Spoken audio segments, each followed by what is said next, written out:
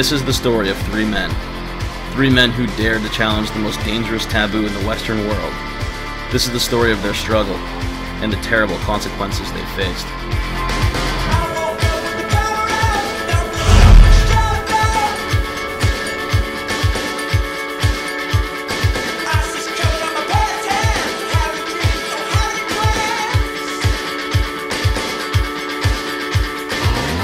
This man is Hermann Rudolph, a German chemist working on his PhD at the prestigious Max Planck Institute. In 1994, Rudolph prepared a scientific report which questioned the story that the Jews were gassed at Auschwitz during the Holocaust. He soon found himself facing prosecution from German authorities for the crime of denying the existence of the gas chambers. Well, my conclusions are that the stories as they are told us by the eyewitnesses cannot be true. For several reasons, for architectural reasons, for physical reasons, chemical reasons, that it must have been at least in another way.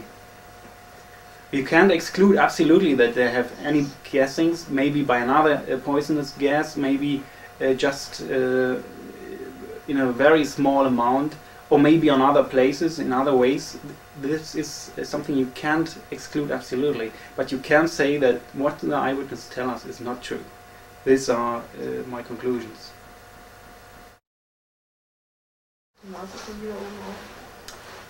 At first I thought I wanted to publish it. I didn't know when. I just wanted to finish my PhD because I knew it could I could become trouble. Get some trouble from the university or from whomsoever, and so at first wanted to finish my PhD and afterwards possibly publishing it, because before German Kurds I would never have the chance to bring this report as a proof, because German Kurds do not accept any proof against the Holocaust stories, and so I wanted to publish it, but it was a little bit unlucky for me that one of the accused of the lawyer for whom I prepared this report made copies of my report without asking me, without my allowance, and distributed it on universities, to medias and into politics, and so I get much troubles before I could finish my PhD. And at last my PhD was cancelled. I cannot do anything on this. I was fired from my position in the Max Planck Institute, and now I'm accused by the attorney for having worked with this accused by publishing and distributing this report. What's not true, but they just try to bring me before trial because of this. When you face the way revisionists are treated in Germany, you must be aware that it is very probably that I will become some penalty, and in best case it will be, I think, some money that I have to pay, but it may also be that I have to go to jail, at least for proof. That means that I can stay free until 10 years, and when in this 10 years I do not do the things I did again, I can stay free, but when I do it again I have to go to jail immediately. And maybe that I have to go to jail immediately. I do not know. We will see. Rudolph was sentenced to 14 months in prison for the crime of writing his report. He fled to Spain, then to England, and finally to the United States, where this interview was conducted in 2005. It was by pure coincidence that I read a book in '89 when I was just about to finish my master's degree in chemistry, where a political scientist, a Swiss political scientist, was talking about the ways the Germans try to come to terms with their past, and how this is a moral impulse that should be welcome but is abused by certain political quarters. And he showed example not only of the abuse of that impulse, but also of outright historical distortions or forgeries that are made in order to kindle the fire of these political tensions in Germany. And at one point he came to a spot where he said, what would you think would happen if a historian came about, or a technician came about and said, for some technical reason, it wouldn't have been possible during the French Revolution to kill that many people with the guillotines. And after looking into the evidence, he found out that it was actually propaganda that was made up and disseminated by the royalists, the French royalists, in order to fight the revolutionaries. What would happen? Well, historians would be upset, they would be discussing it, there would be a controversy, there would be partly, perhaps a little bit of outrage, but a lot of discussion trying to figure out, is that guy right? Has he evidence that we can trust? And what certainly would not happen is that somebody would call, we have to put that guy into jail, because you cannot deny the guillotines, because so many people died. Okay, that being the case, I say, well, if you just change a few words in there, say, what if a technician would find out by going to the places and looking into archives that the alleged gas chambers in Auschwitz and other camps weren't able to kill as many, if at all, as is claimed. Now, theoretically, it's the same issue. The number of victims might be a little bit higher. In France, we're talking about several hundred thousands. In Auschwitz, we're talking about, well, in the past, they would talk about 4 million, then they reduced it to 1 million.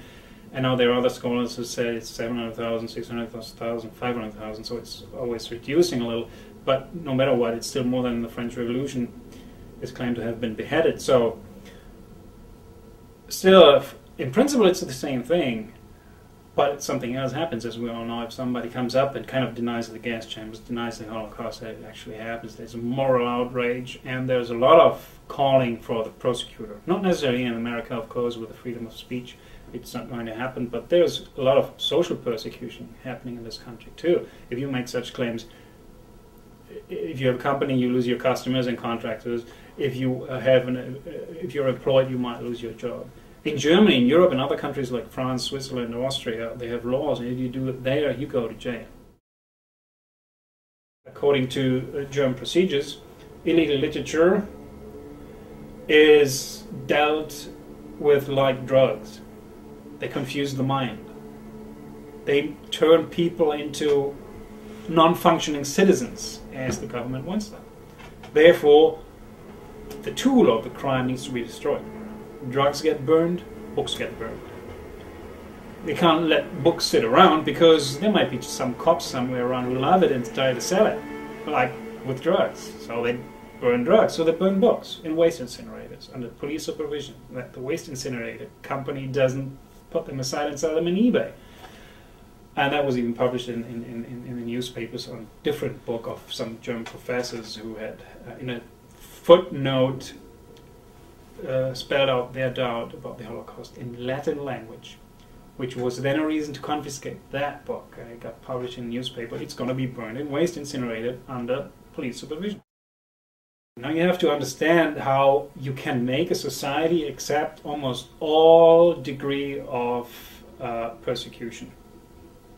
If you depict those who are being persecuted as worthy of persecution, if everybody agrees, yeah, these are evil people, it's fine to persecute them.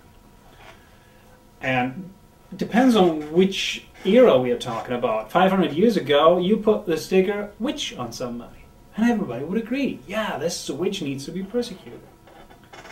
Go into the United States McCarthy era. You might be a communist collaborator, and people agree with it. Or go to communist Russia. It may be some capitalist, counter-revolutionary, and people agree with it. Or go to Germany, you have communists or Jews. And as soon as somebody is suspected to be a Jew, and at a certain point during the war in particular, solidarity of people would cease, in particular of the media. And now in Germany and in most Western societies, it's a different term you put on people. That makes everybody not wanting to have to do anything with these people anymore. That's Nazi. It's very simple. Call them Nazi, and everybody will agree that Nazis don't deserve human rights. Whether or not these people are Nazis is not asked anymore. Because even if you find out that I'm not a Nazi, how do you get the message out to the people? if the media keep pounding he's a Nazi. I had that with my second house search when the media blasted police raid at Nazi bookstore. It was my home. There was no Nazi and I didn't have any bookstores. So they raided my private home. I was not a Nazi and there was no bookstore anywhere except for the ones they have usually in shelves. So that's what the media do. I mean, it works. Well, as I said, I had the second book published, which led to this huge sweep of house searches all over the country, and that, of course, another prosecution. And then I had a third book published. It was an anthology, a collection of works directed against a French scholar who had written on the Holocaust, and we were taking the opposite side and dissecting his work, refuting it. And they confiscated that because they had a third house search. They found it in preparation status, so I knew as soon as that hits the shelves, I'm going to have another visit and another prosecution. And then I had two articles written, one about my second house raid, where I was complaining about it and called the state authorities robbers. Another prosecution for libeling the state. Then I had one where I said, well, Germany is on a path of suicide here. The German people, what they're doing is self-destruction. And the Holocaust is the tool to do that, to terrorize them psychologically. Another prosecution for incitement to hatred. So I had some 5 or 6 cases. Then I said, okay, I'm never getting out of there. No matter wherever anything got published, this publisher, I had a book published, house raid. This publisher, a book published, house raid. This publisher, an article published, house raid. So wherever I would stick my head up, the police was there confiscating everything. And I was at a point where I felt comfortable only while being on a road in my car, because I knew there the authorities can't find me. They just don't know where I am. That's the point where you know this country is not home anymore. It cannot be under any circumstances. When you see any German uniform of an official and you freak out, you know that this is just not the spot for you to be in. That's when I left. First went to Spain because I thought some revisionists already had found or thought to have found refuge there, and I thought I'd do that too. But by that time, I introduced themselves a law against revisionists, as I heard, basically on German pressure, because Germany is a main funder of Spain, which is in a rich country, and the European Union. Germany does most of the financing, so they put Spain under pressure to introduce a similar law in order to prevent this country to be a refuge of dissenters. So, okay, that's not the place to be. I went to England. I was discovered by some journalist who found out that I am in England, and then is what I told already. It happened. He managed to get an interview like you. Very nice interview, talking about human rights and all the persecution that I've been going through, similar to you. I turned around and stabbed me in the back. The article he wrote is, Nazi is hiding in England. Germany should ask for extradition. We need to get him out, it's a scandal. And that's what happened. Germany asked for extradition. I got some legal advisor said, you have no chance to be heard in England. The law is written in a way that you will be deported without any further legal ado. I said, okay, that's it. I cannot stay in this country.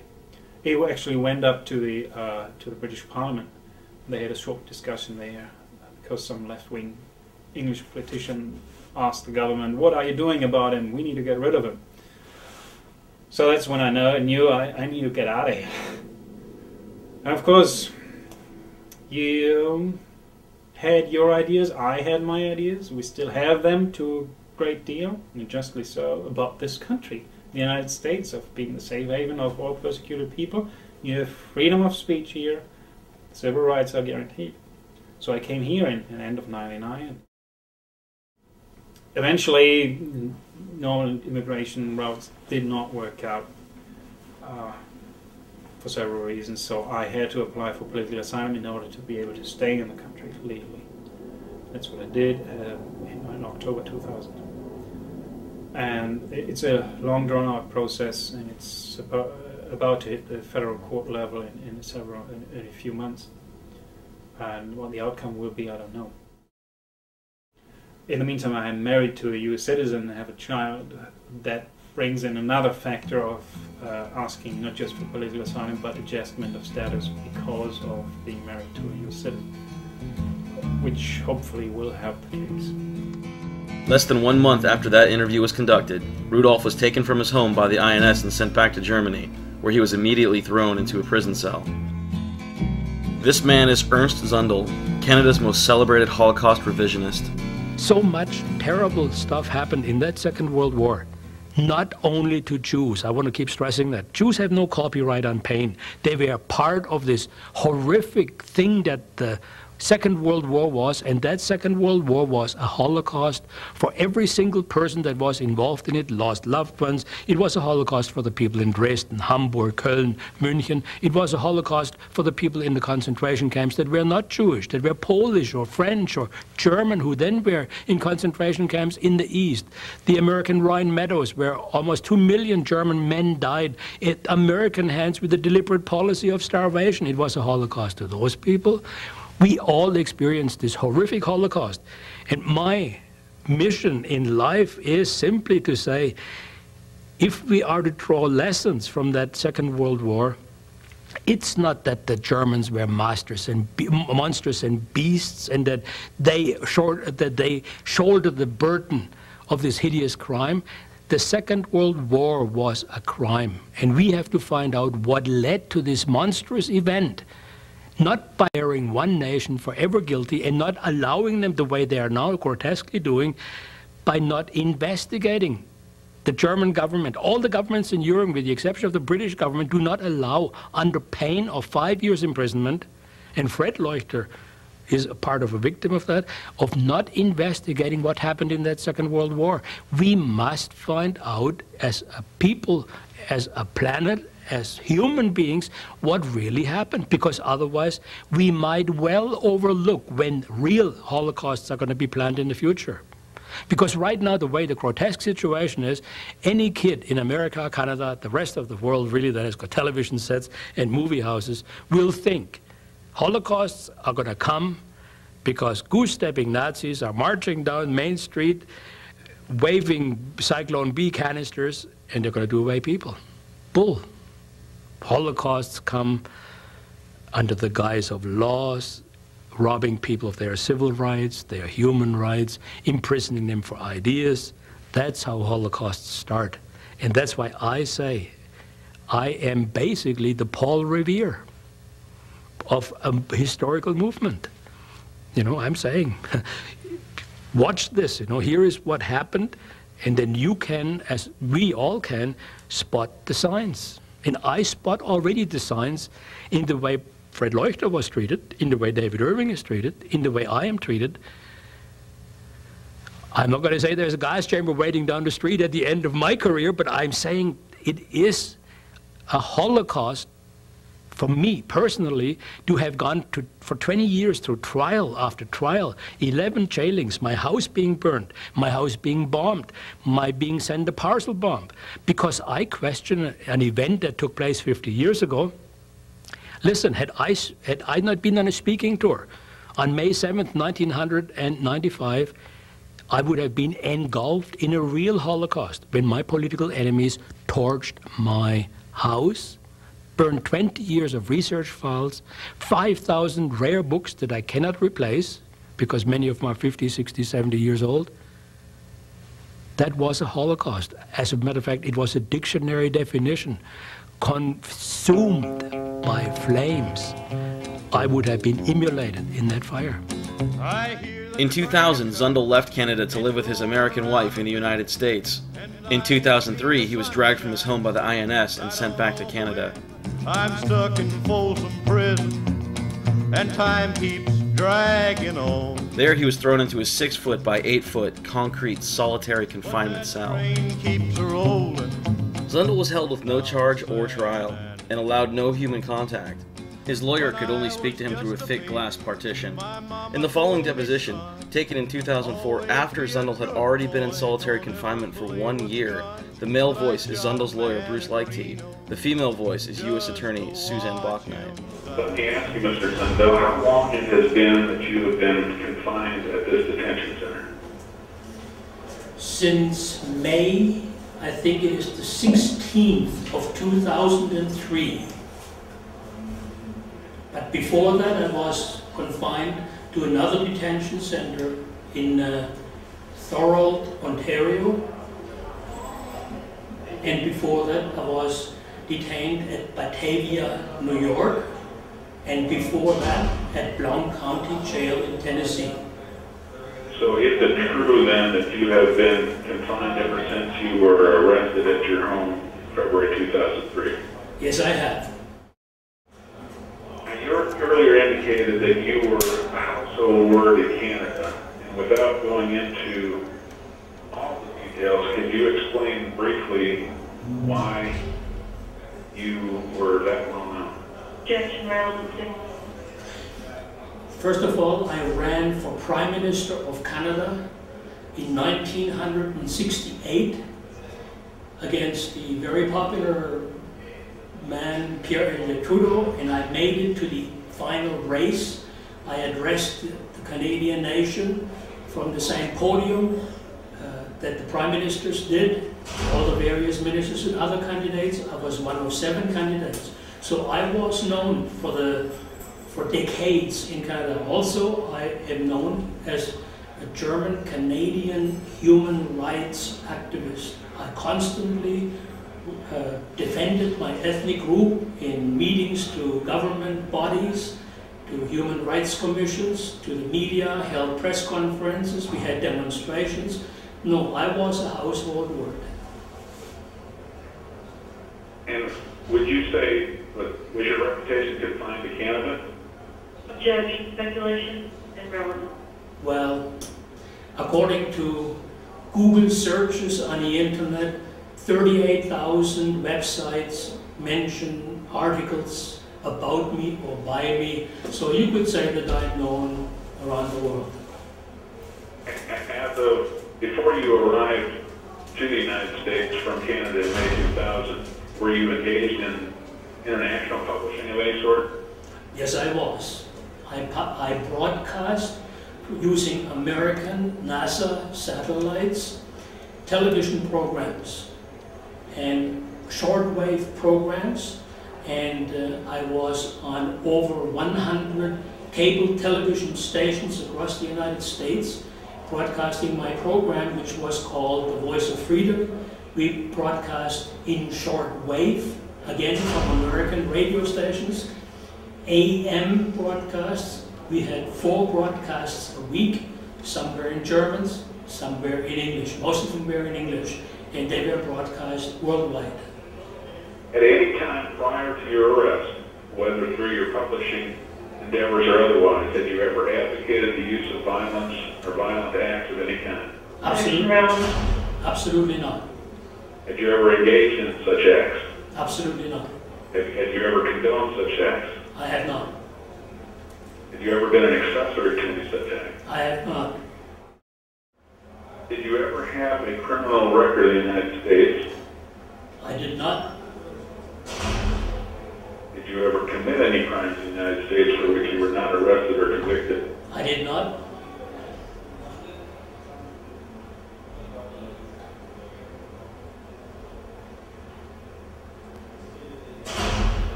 Have you ever been told by anyone after coming to the United States in May 2000 that you were considered a security threat or a risk, or that you were under investigation of any sort? Objection, compound. Let me ask the question by breaking it down then. After your arrival to the United States in May 2000, were you on any occasion ever told by anyone that you were considered a security threat to the United States? No, I was not. Were you ever told by anyone you were considered a risk to the national security of the United States? I also object on relevant grounds. I was not. Bill Dunphy is Canada's #1 expert on anti-Semitism. He writes for the Hamilton Spectator newspaper and the Canadian Jewish Congress. He is Ernst Zundel's #1 opponent. And yet he had this to say about Zundel's imprisonment. The real danger about Zundel is a political precedent. The state, in the form of the ruling Liberal Party, reacted to political pressure to use the security certificate against him, and it's pressure brought by groups that are opposed, and understandably, to him and his ideology. And the security certificate was a fast and effective tool, and they demanded that it be used, and the government used it. And I think that's a very dangerous precedent, because he is really being thrown out of the country solely because of his views. He's been denied fair access to the judicial system solely because his views are so reprehensible. And that's always a concern. It's an attack on free speech. It is very much an attack on free speech.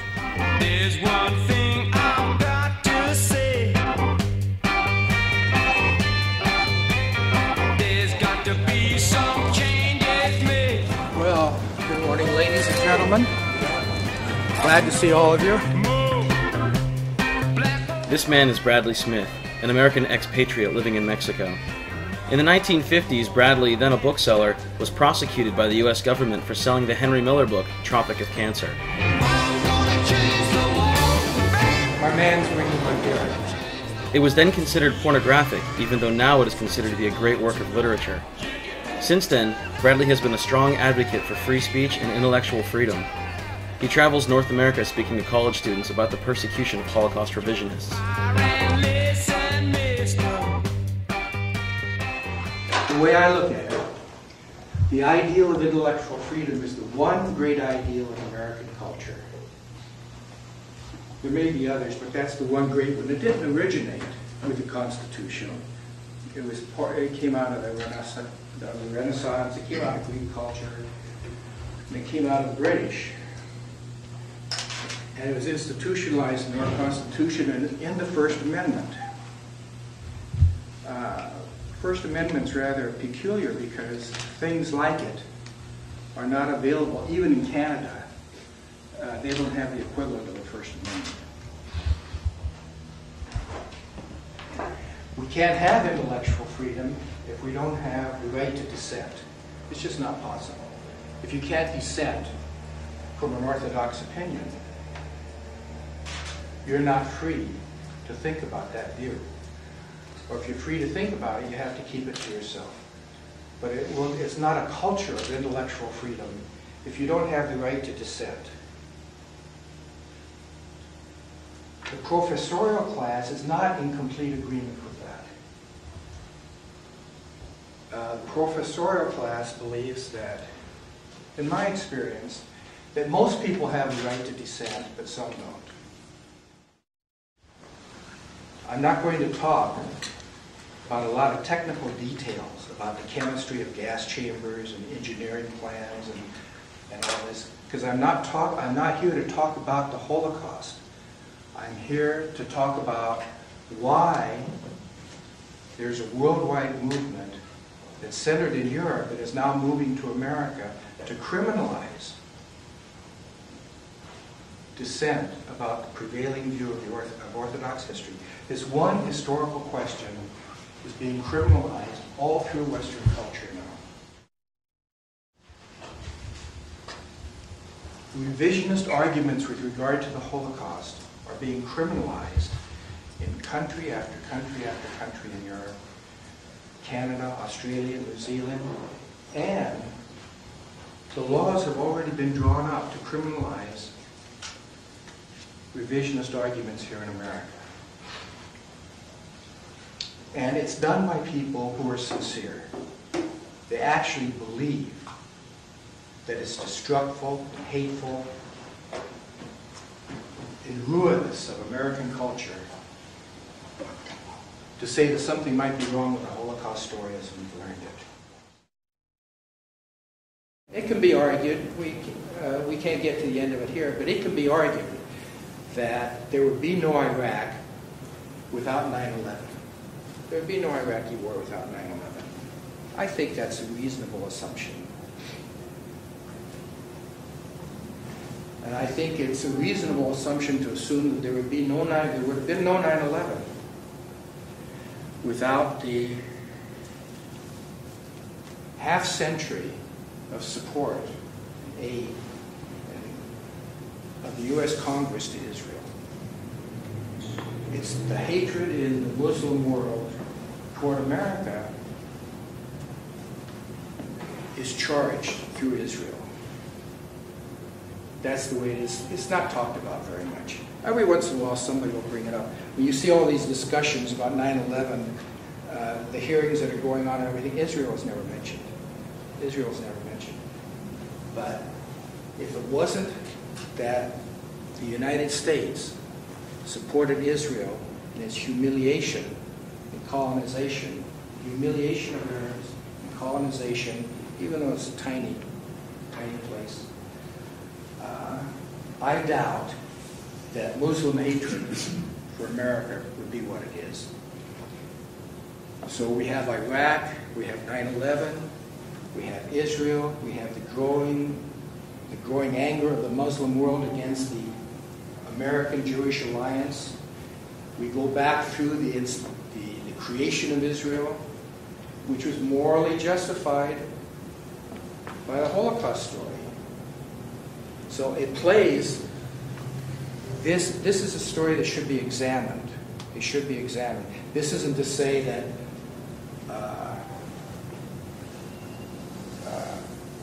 that Israel should be crushed or that Israel should disappear from the face of the earth. But the thing is, we should understand why we have bought the fourth largest army in the world and given it to Israel. You know, we should understand why we've done that. And it's all morally justified because they were Holocausted. Now, there's lots of other reasons involved, but this is one of the roots of the issue that revisionist theory addresses.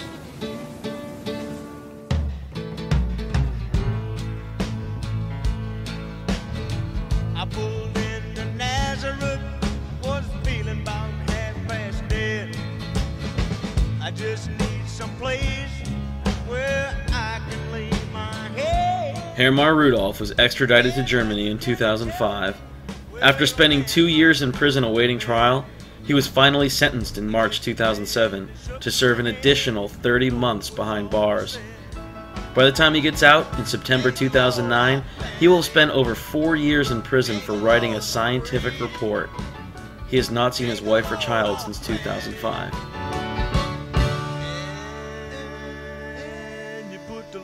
After spending 2 years in solitary confinement in Canada, Ernst Zundel was deported to Germany, where he was immediately imprisoned on trial for the crime of running a Holocaust revisionist website while living in the U.S. In February 2007, Zundel was sentenced to serve an additional 5 years in prison. By the time he gets out in 2012, he will have spent 7 years in prison for posting revisionist articles on a website. He will be 73 years old.